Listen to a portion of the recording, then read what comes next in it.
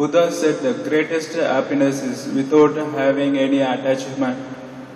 What does it mean actually? Attachment means. When did he say such things to you? I read somewhere. Does it belong to this bondage? So Buddha said the greatest joy is to live here unentangled. Why Buddha has to say it? Don't you know? Can't you see? If you're entangled, you cannot be joyful. Yes? Why should Buddha say these things to you? Doesn't your own sense say this? Entanglement creates suffering. Now, does it mean to say you don't mix and mingle with people? No. Involvement does not cause suffering. Entanglement definitely causes suffering, isn't it? Is it so? Buddha saying it or you're saying it? Is Buddha saying it or you're saying it? Involvement brings joy to you, isn't it? Involvement is life. No involvement, no life, isn't it? But entanglement, does it cause suffering to you? Yes? Who is saying this? Buddha or you? You saying it is significant. What Buddha said will not transform your life. If your own sense says this, then it transforms your life. Buddha said this, Krishna said that, what is the use? Maybe they lived well and went. What about you? I am not interested in Buddhas and Krishnas and Jesuses because they're dead. My business is with the living. Is your business with you or with Buddha? Buddha can be an inspiration for you, that's all. He cannot live your life for you, isn't it? He can inspire you. The way he lived his life can be an inspiration for you to do something about yourself. If you just go on worshipping Buddha and not do nothing about yourself, then it's no good. And that's what has happened to the world. So definitely entanglement causes suffering. The reason why you're getting entangled is you are not involved. You're not 100% involved with life around you. Because there is no involvement, the only way you can be tied to things and people around you is by entangling yourself. If you are an unbridled involvement with everything around you, with everybody around you, then entanglement would never come in your life. Moving from the limitations of passion to compassion. I know the moment I use the word compassion, you are thinking in terms of kindness, being generous to people. Compassion has nothing to do with that. All these preachers and others who constantly… miserable people fundamentally, who are constantly in some state of misery or fear or guilt, these are the people who are talking about kindness. Kindness is an insult to another human being. Let's say you went on visiting your friend every day thinking he's your great friend, and one day you realized that your friend has actually been very kind to you, just allowing you to sit in his house. Worst kind of insult, isn't it? Yes or no? If he had just asked you to get out, it would have been fine, you would have handled somehow. But he did not say anything, he was just kind to you all the time. Is it a good feeling in you? No. That's a bad way of treating people. Treating people kindly, isn't it? Why kindness has come? People are talking kindness because their hearts are barren. There is no love and passion for life. So kindness is a substitute that you brought in. So compassion doesn't mean kindness. Compassion means it's an all-inclusive passion. Passion means a deep involvement with somebody, isn't it? Yes? Passion means a deep sense of involvement with somebody to a point where the world disappears. Only you and that person exist. Everything else has disappeared. That is the beauty of passion. Total involvement with someone. If you can have this same level of involvement with every life around you, with everything around you, animate and inanimate, this is compassion, all-inclusive passion. When you have a deep sense of passion towards everything around you, there will be no such thing as entanglement. Anything that you are with right now, you get deeply involved. With this involvement, there is no entanglement. Because you avoid involvement, you get entanglement. Definitely entanglement is suffering, there's no question about that. Because once you're entangled, if they live you suffer, if they die you suffer. Please see this. Whatever you're entangled with, if it lives you're suffering, if it dies you're suffering, isn't it so? Yes? This has happened to lots of people. They're together, they can't be with each other, they're constantly quarreling. You put them apart for 24 hours, they can't be without each other. Is this happening or no? Again you put them back, within 10 minutes they'll be quarreling. You can't be together, you can't be away from each other. This is entanglement. If you're involved, if you're together, it's wonderful. If you're away, it's still wonderful. Involvement is very different from entanglement. You need involvement. Everything that we are doing, spirituality means a deep sense of involvement.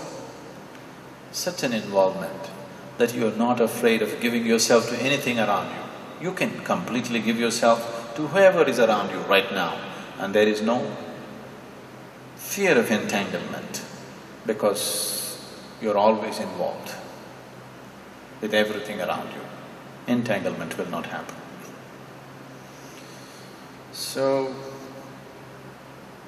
Buddha said many things that transformed his life. You need to do something about yourself, isn't it?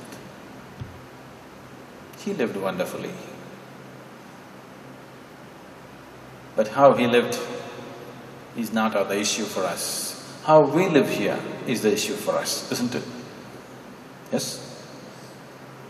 How Krishna lived, how Rama lived, that's not the issue for us. The issue is what's the quality of our life?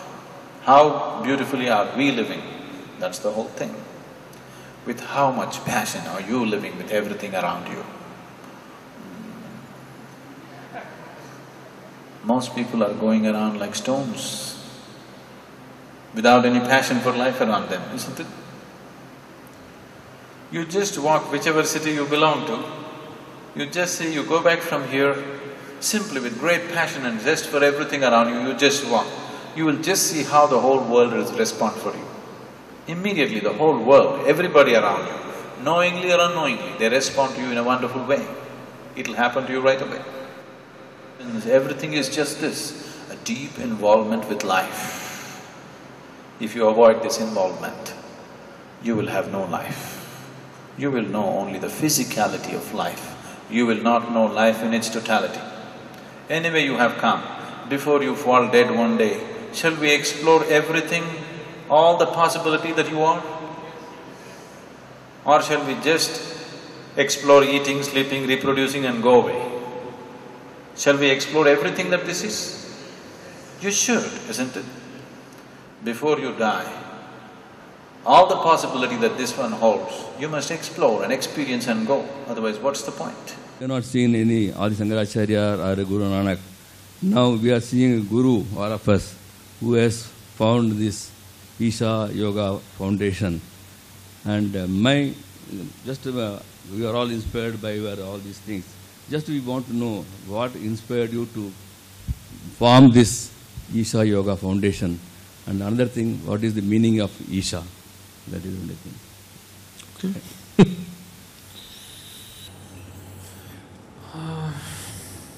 Isha. The word Isha literally means that which rules. What is it that rules everything in the existence? If you want to call it Shiva, you can call it Shiva, you want to call it Allah, you can call it Allah, you can call it Rama or Krishna or God or divine, whatever you like, energy, nature, whatever you want to call it. Fundamentally, that which rules the existence is normally referred to as the divine. So formless divinity is referred to as Isha. If you give it a form, it will become Ishvara. Ishvara does not mean a particular god. If you give any form to the divine, if you give some kind of form for your perception's sake, because you're a human being, you always give a human form to the divine. Like your own body, little more enhanced. Instead of 2 hands, 4 hands. You never thought of 4 legs though. That would be derogatory, isn't it? So we always gave 4 hands or 8 hands, but you never thought of 4 legs or 8 legs, because that would be derogatory. You're talking about hands because hands mean capability. You have only 2 hands because you attribute a much bigger capability to what you refer to as God. Naturally, you gave him 4 hands. If all human beings were runners, if we all had Olympic aspirations, probably we would have given him 4 legs. But still the centipedes would be way ahead of them. So we chose hands, that's okay. So if you create, you give it a form, and the form is always cultural, isn't it? Yes? What kind of forms that exist around the world is purely cultural, isn't it? When divine is formless, when you see it as formless, we call it Isha. Otherwise, if you give it a form, it becomes Ishvara. What inspired me? I should say what compelled me. I'm not somebody who is willing to get inspired by anything. Nobody could inspire me. But I was compelled. It is just that something very tremendous happened within me. And when I looked at people, I saw every human being was just on the edge. If it just takes one right step, it would happen. But that one right step, he doesn't take his whole life. And it's incredible. That's incredible, India. That's incredible world. Such a huge possibility is just one step away, but they don't take this one right step for their whole lifetime, you know? It's just incredible. So, I thought, they're so close, if they're far away, I wouldn't have bothered. They're all so close to it, but still just that one little step they don't take. So I started devising tricks as to how to make them take that one little step. And of course, there was other kinds of purposes for me to fulfill. Somebody was smart enough to give me something that he himself was not willing to do. My guru was a very clever man. He put this dhyana lingam on me. He could have done it, but he's very clever. He put me onto it, and it took, 2 lifetimes I lived with the single purpose, single-mindedness of wanting to complete that, and it just took so long. After this memory came back to me in this life, it took 18 long years of living life with the single-point agenda. And without people's help and goodwill, it could not happen. So I had to gather lakhs of people around me to make it happen. I always plan my life to leave the moment the Dhyanalingam is over. Because I had planned to live like that, I used my body and my energy so wantonly.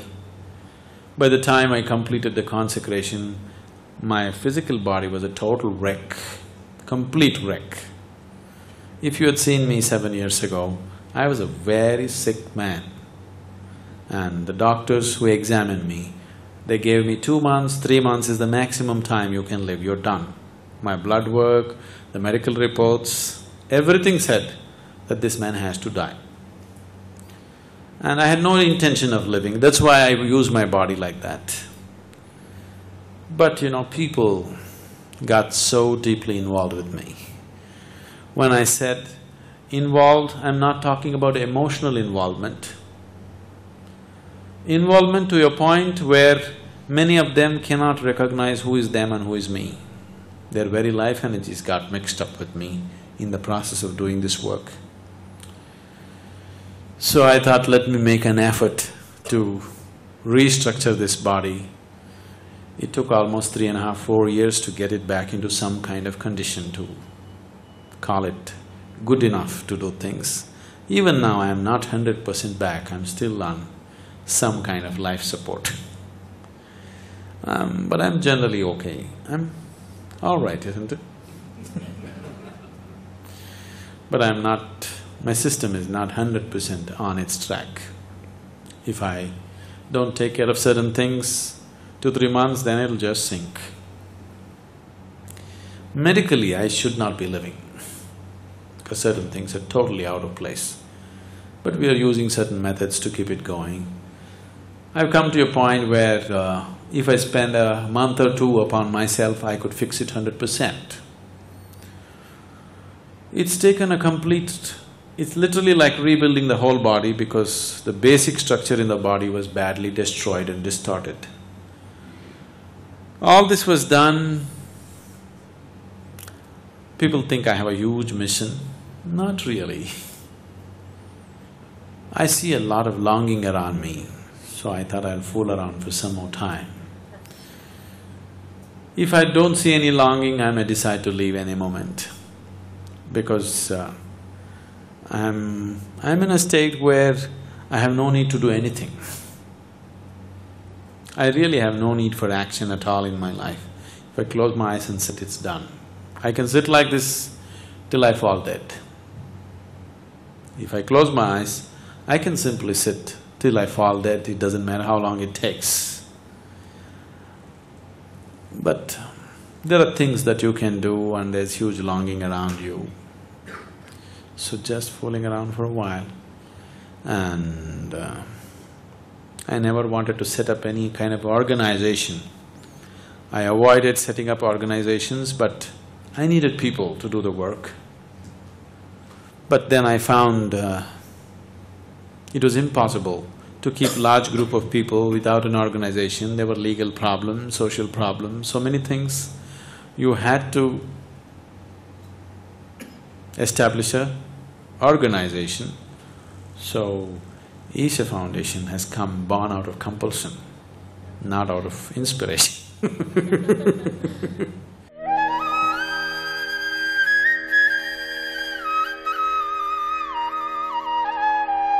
How does one conquer one's negative emotions and anger? Why do you want to conquer them? See, you will want to conquer something that you value, isn't it? Do you want to conquer something that you do not value? See, why would you take the trouble of conquering something that's of no value to you? You must… if you want to conquer, would you want to go and conquer a wasteland, or would you want to go and conquer a rich land? Rich land. If you were a king, what would you want to conquer? A rich kingdom you would like to conquer, not a wasteland. You don't want to go and conquer a desert, isn't it? So why do you want to conquer something that you don't want? I know, I understand.